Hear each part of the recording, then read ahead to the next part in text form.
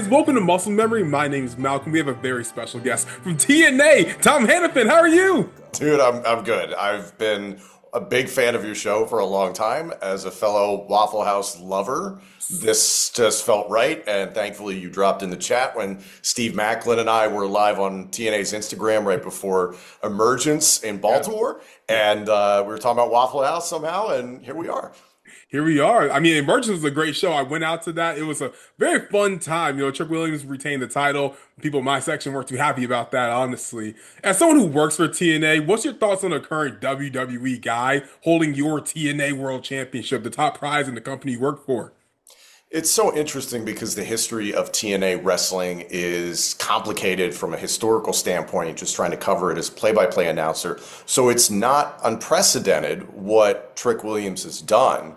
You had the likes of Kenny Omega win the World Championship when AEW and Impact Wrestling had a relationship, and then shortly thereafter, Christian Cage won the Impact World Championship, and that was a feel-good story because Christian Cage was so beloved and had a great run in TNA once upon a time. So, you had Kenny Omega as a heel, then you had Christian Cage as a babyface, and now we have Trick Williams, who entirely won the TNA World Championship out of spite because he was humiliated by Joe Hendry months ago, and that was his way of trying to get back at Joe Hendry and trying to get back at TNA Wrestling. And even the way that he's conducted himself now for over 100 days as the TNA World Champion, you can't knock the exposure. You can't knock the fact that he's continued to find ways to hold on to the championship. His personality, I am not a big fan of because of the ways that he thumbs his nose at TNA, calls it Trick NA, has the championship upside down, is a tremendous sign of disrespect. So the whole thing comes from a place of arrogance and disrespect with Trick Williams. That being said, the business relationship between WWE and TNA, you cannot deny what has been generated because of it. And now we're moving in this direction towards our biggest event of the year, Bound for Glory, on Sunday, October 12th in Lowell, Massachusetts, where Mike Santana has another chance to take the title from Trick Williams. And I'll be biased. I hope Mike Santana brings the title home. I'll be biased too because I've interviewed Mike Santana a few times. I hope he wins the title as well. He's a great dude. He's a great dude. Awesome what a story. guy. Incredible story. Incredible wrestler. And he just feels very authentic to what TNA wrestling is.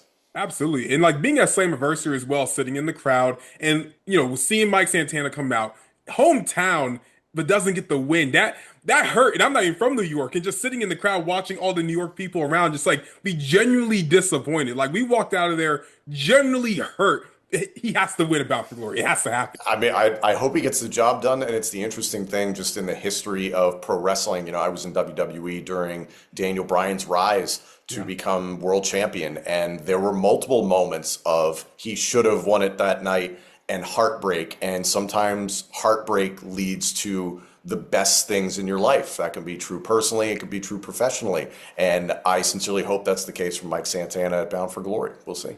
Absolutely. Now, let's talk about you for a little bit, man. How did you get into this entire wrestling world? Going from someone who's just getting a broadcast journalism degree to a professional wrestling announcer. There's no real training in order to become a professional wrestling announcer. No, there's there's no path. I keep telling people, I'm like, one of these days somebody's going to figure out the education process of this because right now it's best of luck in the grand scheme of things. So I feel like I got lucky, and then I graduated from Penn State with a broadcast journalism degree. I found a job lead online to be an announcer for WWE.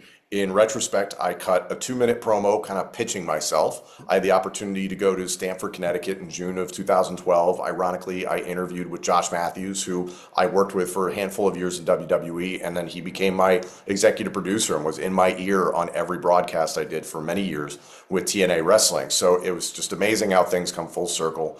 And, I hounded them for the summer, and I wound up getting the job in September of 2012. And I really didn't know my elbow from my backside from my elbow in terms of what to do because I didn't have any habits. I didn't have any broadcasting habits. I had my education from Penn State in regards to here's the groundwork. So I was very fortunate. I worked with the likes of Renee Paquette in studio, who taught me how to walk. The likes of Michael Cole, obviously, who taught me the ins and outs of play-by-play for the better part of a decade, working with tremendous color commentators and producers along the way that helped educate me, not just on pro wrestling and understanding the psychology, but also this is how you be an on-air broadcaster at the highest level, because Yeah. WWE's trying to mimic broadcasting at the highest level. It's not just trying to be wrestling, no disrespect on that, but it's trying to present a higher product. They are now, and that's what we in TNA are trying to do. It's what everybody in this business is trying to do. So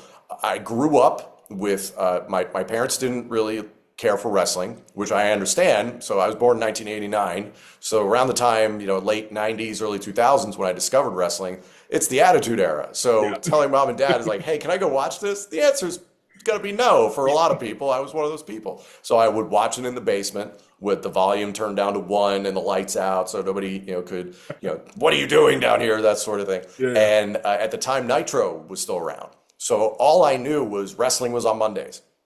So I flipped back and forth.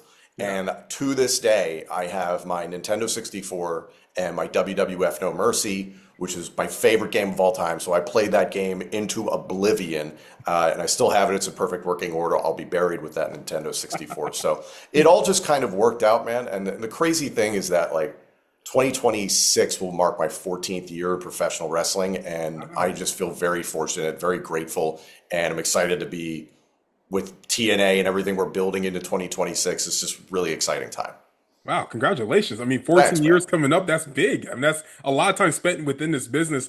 In general, when you made that transition from like calling local like football and basketball games in order to become a professional wrestling journalist and commentator, what's the difference of calling like a real sports game versus, a show? Well, you hit on a perfect word, that journalism concept. You have to hold on to it, but you kind of have to throw it out the window, because we're narrating stories at the end of the day, and you're being handed what that story is, and it's, hey, now bring it to life. And then there is no script when you're doing play-by-play on the air, just like with conventional sports. But with conventional sports, everything's a surprise. Yeah. Everything's happening organically in front of your eyes. Whereas with professional wrestling, you're pretty well informed for the most part on certain things about how it's going to play out, because it's like your favorite TV show. If you love Yellowstone, guess what? Kevin Costner knows what he's doing in that scene and the next scene and the scene after that.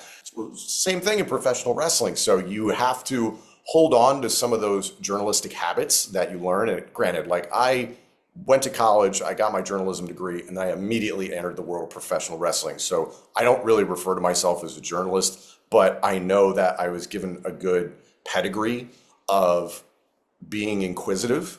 And sometimes that gets the best of me, and I have an opinion about everything, and I ask too many questions, but at the same time, asking questions and digging on statistics. Like, I'm such a nerd and a dork about statistics that wrestling doesn't really love statistics, but when it fits, when you can mold it to a story, or you can explain the grandeur and the historical significance of something through statistics, that's where I think my sports training comes through.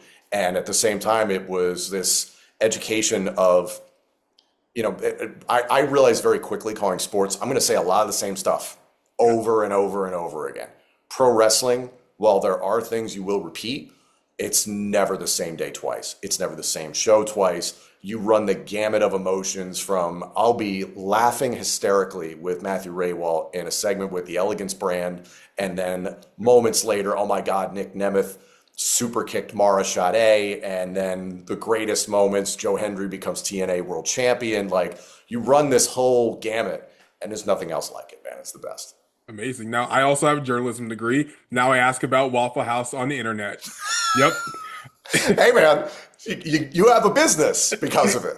Yes. So, Thank you, journalism. I appreciate it. It's doing a lot for me. I do want to talk about a big match that is going to happen. Bound for Glory. It's going to be the Hardy Boys, the Dudley Boys. Last time ever. You as a commentator going into that match, obviously you can't have a bias, but when you walk into a match like that with so much historic context, what's your thoughts and emotions walking into that?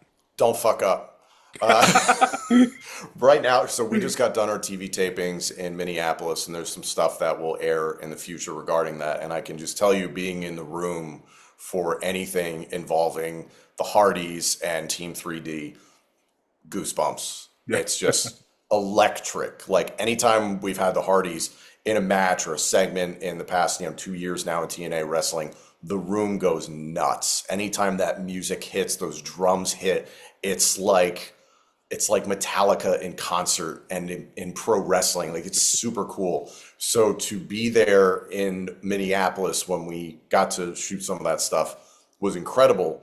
And I'm excited to see what the next step is when we do Victory Road in Edmonton, Alberta, Canada. We're there September 26th and 27th, and then Bound for Glory itself, October 12th.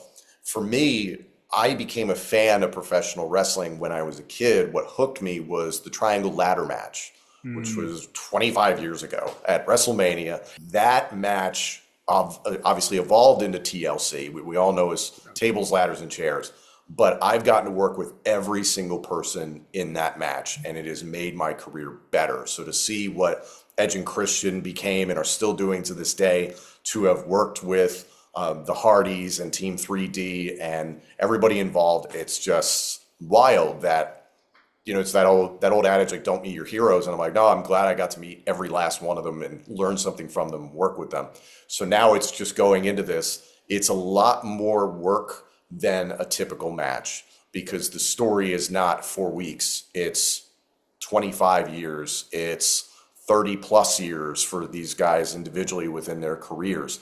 So there will be a lot of work done between now and Bound for Glory, which I'm really excited about. Myself, my broadcast partner, Matthew Raywalt, us as a company, production, marketing, sales, like this is a team effort for this whole thing. So it's not just me, but there's a lot of pressure. But once you're in the moment, a lot of the notes I'll take, probably 90% of them, I won't even get to, and I'll just be in the moment and get to live something that will be unforgettable, hopefully. What is like a day in the life of a TNA commentator? When you get to the arena, like what does your day typically look like? Because I feel like a lot of people understand what a wrestler's day might look like based off logs and different videos and documentaries you see online. But what does a commentator's look like? So for me, I do a lot of my notes before I even get to the building because I've just learned over the years too many situations where I'm like, oh, I could have done that before I even left the hotel or even got on the plane to leave for whatever city we were going to do the show at. So I do so many of my notes in terms of the little statistics and anything in terms of ad reads or sponsors or ticket information, all these things that I'm like, hey, I can just have this done and I don't have to think about it. That way on the day, because so many things change in wrestling, to your point about wrestlers detailing their days, so many things change that you just have to be ready for those adaptations that occur within the show, within a match, within a segment, all that sort of stuff. So my day pretty much is start with the production meeting, usually at noon for us, and then shortly after the production meeting, we'll have an agents meeting to really get into the nitty gritty of what's going to occur. And then through the rest of the day, it's trying to get with people of, okay, how are you guys going to tell your stories within your segment, within your match? Getting with Matthew Raywalt pretty consistently through the show in terms of the traffic. So when I say traffic, for people that don't know, when you're watching TNA Impact and it's like, all right, you have a locator shot of Minneapolis and you go into a package that might be detailing a match coming up later and then a series of graphics. Those don't just magically occur. We're working with our production team. We have counts in our ear. So my co-host and I have to know exactly whose responsibility is what within the show. So we go through that thoroughly throughout the day, bouncing ideas back and forth, how to tell certain stories. And then it's just letting it rip. Once you get out there on the air, I try and take about an hour for myself in between doors and when we go through the curtain to pretty much get in the zone. I'll pop in headphones, I'll pop in music, whatever type of mood or focus I'm in that day. I try and bring that forward and just zone people out because a lot of the day is spent talking to people, answering questions, asking questions.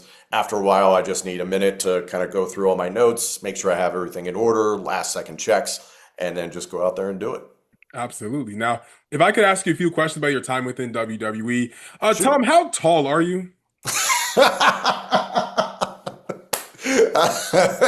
I'll never tell. I am exactly Yeah. 5'11" and 3/4. Oh, he's lying. He's lying to Yes. you guys Though right my now. driver's license does say 6 foot because I am vain. So, but yeah, for a long time I was doing the splits and I had to make the wrestlers look bigger than me. So it's the unfortunate thing. I said for years, I was like, hire taller wrestlers. I'm sorry.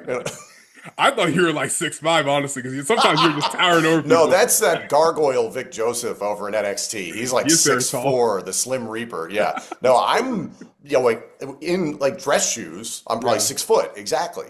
And the best was like once I became aware that the internet was like, how tall is he? I just had to mess with people. So Yeah. there was a series of interviews I did in the span of one day with Neville, aka Pac, Yeah. and he's like, I don't even know how tall he is exactly.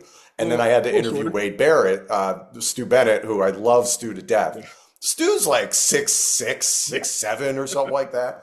I got to the exact same depth on both of those to the point that I had to be helped up. So if you do it side by side, it doesn't make any sense. It's very Yeah. confusing for the viewer. So I made Pac look a little bit taller than me, and then Wade Barrett look like an absolute giant. It was Are great. you like stretching before you do these kind of interviews? Because especially for Pac, right? Because he's on the shorter side. So I wasn't stretching beforehand, but I was starting to do like different like exercises at the Yeah. gym to be like, hey, I should have like, I should get in the gym a little bit more regularly. I was pretty skinny fat at the time. So I've gotten better about it, but like actually working on leg day so it wasn't going to be painful or anything. Yeah. The biggest lifesaver was Lululemon creating the ABC pants and Ah. Corey Graves and Mike Mansuri turning me onto those years ago. And it just got a little bit of stretch in them, a little bit of give.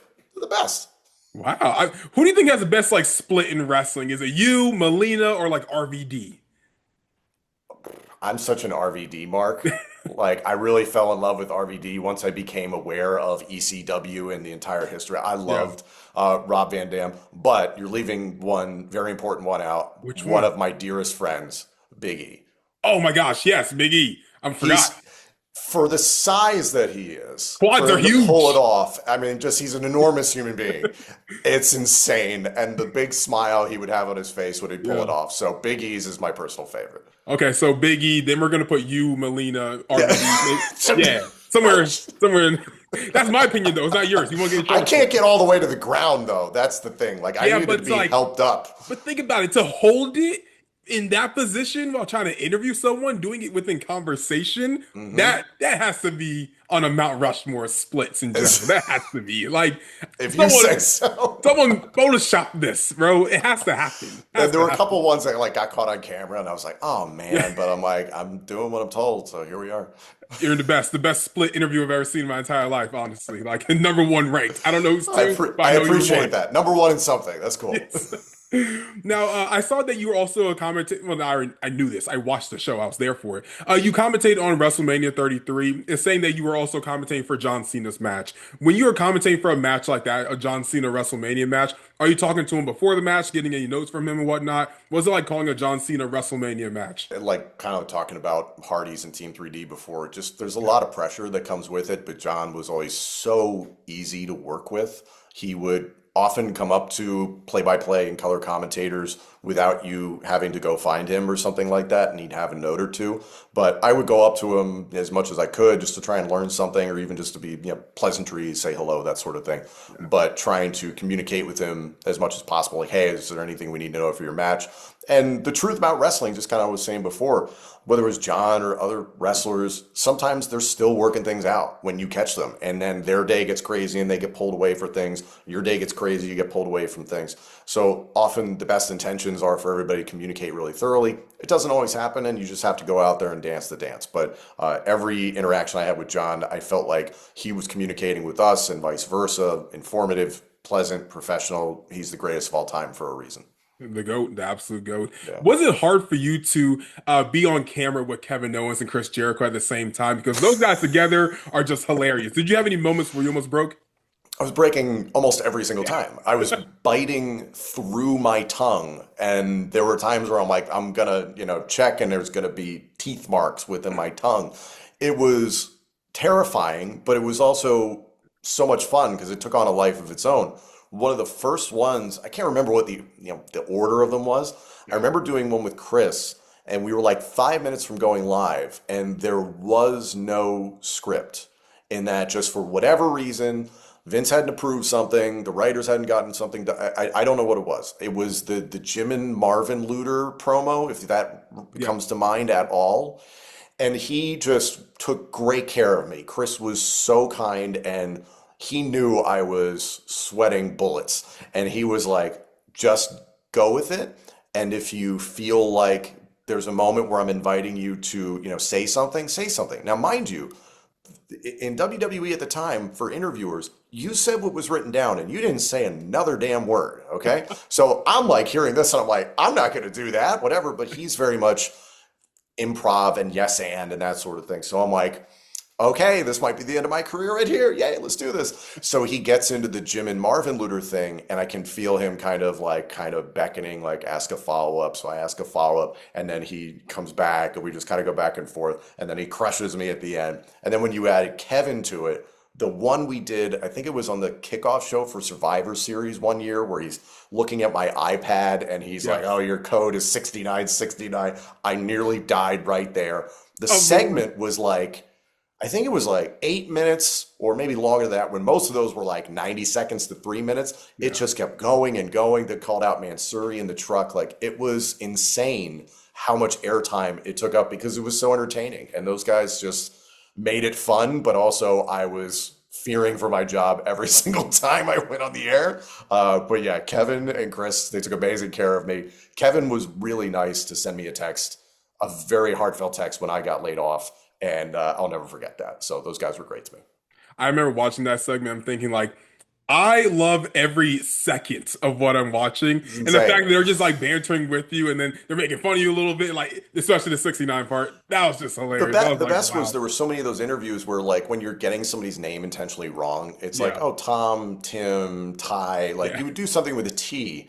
They both picked things that were completely out of left field. It'd be like Joseph, Stephen, Nathaniel, that I was like, I cannot believe that they just keep dragging this out. So their ability is unbelievable. Elite status, elite status. Now, Yes. to talk about TNA a little bit, for people that are now getting into watching TNA in 2025, why should they continue to watch the product? I think we have some really bright young stars mixed in with household names that you should know. In that the Hardys, we've been talking about for a lot of this interview, living legends. Nick Nemeth, formerly Dolph Ziggler. We have Brian Myers within the system. We have Matt Cardona, formerly Zack Ryder. You have a lot of talents that cut their teeth in WWE, elsewhere, that are household names, have been on your television screen for well over 10, 20, sometimes 30 years when it comes to the Hardys. And it's really the young talent that all of us within the company, all those people I just mentioned, are far more excited about the young talent that are coming up. Our X Division champion, Leon Slater, Zachary Wentz, Trey Miguel, Myron Reed is doing a great job right now, just picked up at Slammiversary basically. Jake something. Jason Hotch within Order 4. You have guys like Mustafa Ali who are attempting to lead. You have guys like Steve Macklin, the aforementioned Mike Santana. Like, there's just this great core, and then I think right now is a really exciting time for our women's division because there is so much opportunity. And you have Ash by Elegance, the former Dana Brooke within WWE.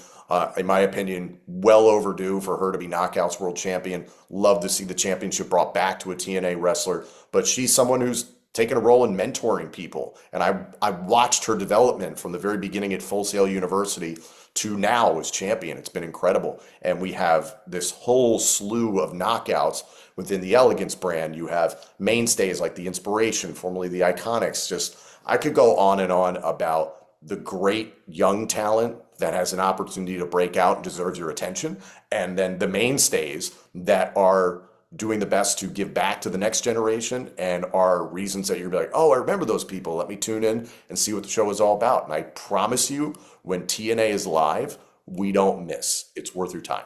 Yes, every time I watch TNA live, amazing. If it's like the actual live show on television or even live in person, fantastic stuff. Yeah. I feel like that's like a personal question. I feel like when I go to a lot of these media events, there's a lot of people that are working to try to get to one of these points where they can work for WWE, a TNA, etc. companies. If someone's breaking into the business and they really want to get their foot in the door, really trying to make it to that point where they can make it to one of these big, companies, what's like the avenue that you would recommend as someone who's already done it? Yeah, it's so weird. My story is not what I would recommend, and I don't say that in a negative way. It's just that I was very fortunate. I was very lucky that I got hired by a $1 billion company, the top of the industry, at age 23. And I didn't know really what I was doing from a pro wrestling standpoint or a broadcasting standpoint. And the company, for whatever reason, decided to take a chance on me and give me a lot of opportunities to learn, to succeed, and to fail on live global television for most of my formative years. I don't think that's going to happen again. I sincerely hope people get opportunities like that. But the biggest thing I've taken away from my journey is to be adaptable as much as humanly possible. Put yourself in situations where you're going to learn, where you're going to be uncomfortable, because most opportunities that come your way in pro wrestling, regardless of the level, rarely do you meet somebody who was absolutely 1000% ready for that opportunity when they got it. It was a situation where that person just took the ball and ran with it and made the most of it, and they gave their best effort, and things work out. You learn and you get better as time goes by. So my biggest suggestion to people is keep your mind open, ask questions, try and learn as much as possible, try and stay humble, and at the same time be adaptable to whatever comes your way, whatever challenge comes your way. After a serious question, I have to ask you a more serious question. My final question that I have to ask you. Tom Hannifan, what is your Waffle House order? My Waffle House order is a little mundane, but Okay. I love it. Okay. Ice water, black coffee, first off. 4 eggs scrambled, a little bit of pepper, Okay. hash browns, just the hash browns as they are, 1 grilled chicken breast, and the cinnamon raisin bread with butter.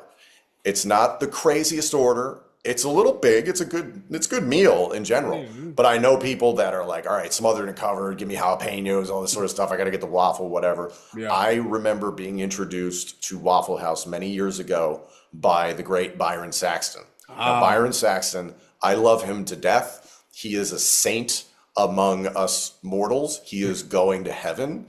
He is also one of the worst riding partners you could ever possibly imagine. Why? His car smelled like egg whites and was just loaded with empty gallons of water rattling around in the trunk and in the back seat. But one of my earliest instances of going to Waffle House was with Byron. Yeah. And have you had Byron on the show? I have not, but I need to. Okay, get him on the show and ask him to reenact his Waffle House order, because there's a lot of hand gestures. He'll just be like this and a lot of demonstration. And I'm sitting here just flabbergasted by the amount of instruction he's giving to the waiter. And also he's asking things of the waiter in terms of the preparation for the food that they don't normally do, because it's Waffle House. Like, you know what you're getting. Yes. If you wanted to go to a 3-star Michelin restaurant, whatever the hell you call it, then you would go there. But damn it, you're going to Waffle House because you want them to take care of you. Like you're at somebody's home. Yes. I love Waffle House. It's my favorite. And in the span of like a week when you popped into that Q&A, I have been to Waffle House 3 times in a week. Let's go. Probably not the best thing, but like I'm still here. That's the important thing. You only live once, baby. I swear, if I am ever so fortunate to have the funds to be able to open a franchise of a Waffle House, I would do it. That would be awesome. Ooh, when you do, if you need a business partner, I'll call you. Yeah. I got the Waffle House hat right here. You see it? Oh, dude. You know what I was like? I need to get like a t-shirt. And then there was a point where they sold like the shooter sleeves, the basketball shooter sleeves. And I was like, I don't wear those, but I was kind of like, I kind of want one of those. Might have to, just because I love it. I have Waffle House swim trunks. Like what? Red, white, and blue. My girlfriend gave them to me with little Waffle House WHs on them. It's fantastic. I love it. I wore it for 4th of July weekend. Well, 1, you need to marry her. 2, you're my favorite commentator ever. Wow. Thank you. I love this guy. My favorite. Over Michael Cole. Love this. Easily. Appreciate it. Todd, thank you so much for your time. Where can they find you on social media if they're not already following you? Yeah, check me out on Instagram and X at Tom Hannifan, TomHannifan. Guys, there it is. My name is Malcolm. This is Muscle Memory, and we're out. We going up like 1,000. I'm a flex just like a muscle man Malcolm. We going up like 1,000. I'm a flex just like a muscle man Malcolm. When it just like 1, 2, 3. If you like the channel, this will squeeze. If you like the channel, this will squeeze. If you like the channel, this will squeeze. Ay.